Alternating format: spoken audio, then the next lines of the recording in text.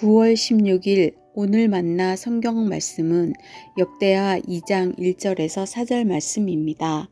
솔로몬은 주님의 이름을 받들어 모실 성전과 자기의 궁전을 짓기로 작정하였다.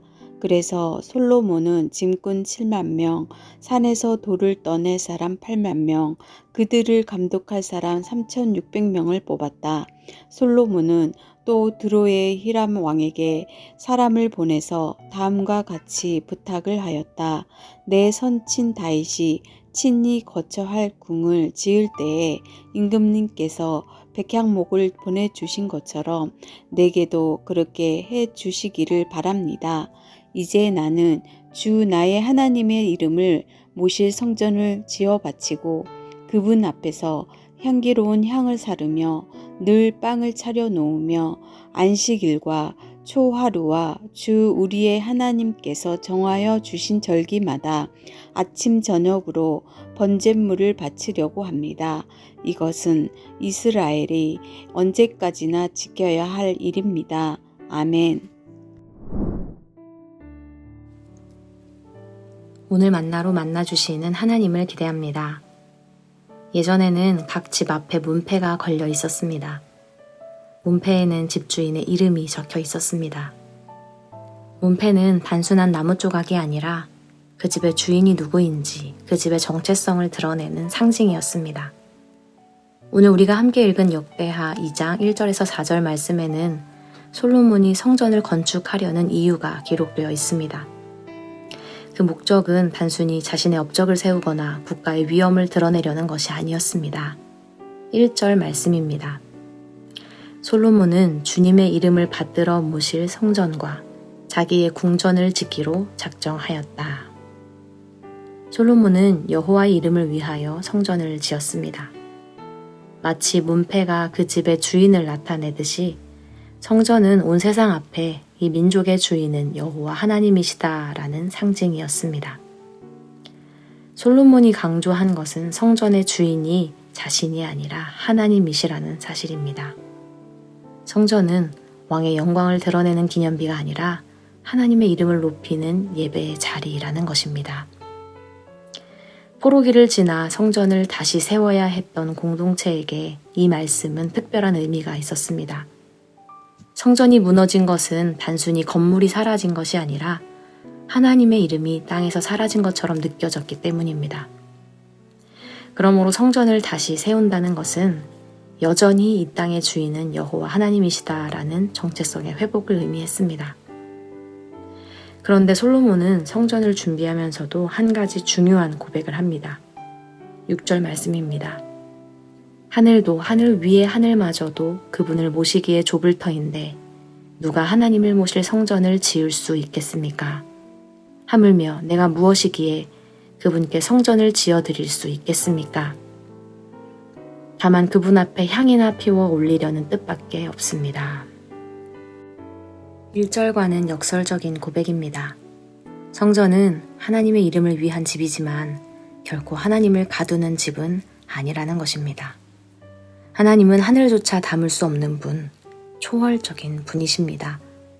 그럼에도 불구하고 하나님은 성전 가운데 임재하시며 자기 백성을 만나주시는 분이십니다. 이스라엘은 포로기를 통해 이 진리를 체득했습니다. 성전이 무너졌다고 해서 하나님이 사라진 것이 아니라 하나님은 여전히 자기 백성과 함께 하셨습니다. 그리고 성전이 다시 세워질 때 하나님께서는 그곳을 예배의 중심으로 삼으시고 자기 백성을 만나주시겠다고 약속하셨습니다.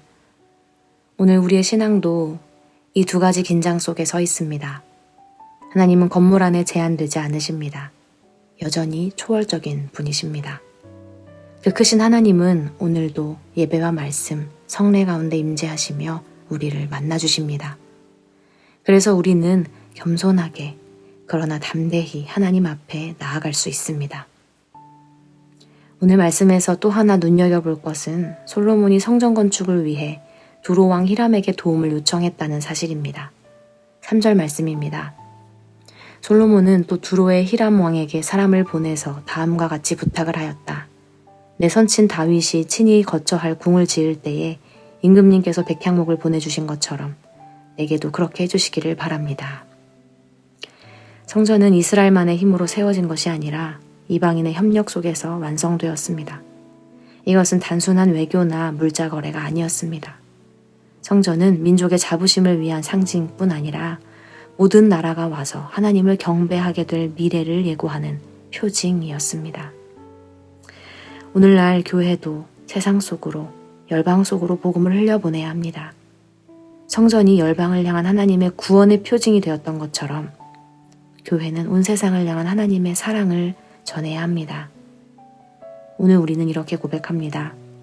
성전은 건물이 아니라 사람입니다. 성전의 존재 이유는 하나님의 이름을 드러내는 것입니다. 오늘 우리 삶의 자리가 바로 그러한 성전 되기를 소망합니다. 우리 교회가 하나님의 이름을 드러내는 문패와 같이 되기를 소망합니다. 우리가 드리는 예배를 통해 우리의 삶이 예배가 되어 오늘도 하나님의 사랑을 흘려보내고 복음을 전하는 성전으로 살아가기를 소망합니다. 기도하겠습니다. 하늘 위에 하늘도 담아낼 수 없는 전지전능하신 하나님, 그 크신 주님은 우리의 작은 예배자리 가운데 임재하시고 우리를 만나주시는 분이심을 믿습니다. 하나님의 크심 앞에 겸손히 엎드리게 하시고 하나님의 가까우심 안에서 담대히 기도하며 예배하게 하옵소서. 우리가 닫힌 울타리 안에 머무르지 않게 하시고 세상을 향해 열려있는 복음의 통로가 되게 하옵소서. 예수 그리스도의 이름으로 기도합니다. 아멘. 이제 두 가지 기도 제목으로 함께 기도하겠습니다. 첫째로 말씀을 기억하며 기도하기 원합니다. 오늘 우리의 삶이 주님의 이름을 나타내는 문패가 되게 하옵소서. 우리 가정이, 나의 일터가 이 집은 여호와의 집이다 라는 고백이 선명히 새겨진 성전이 되게 하옵소서. 둘째로 우리 교회를 위해 기도하기 원합니다.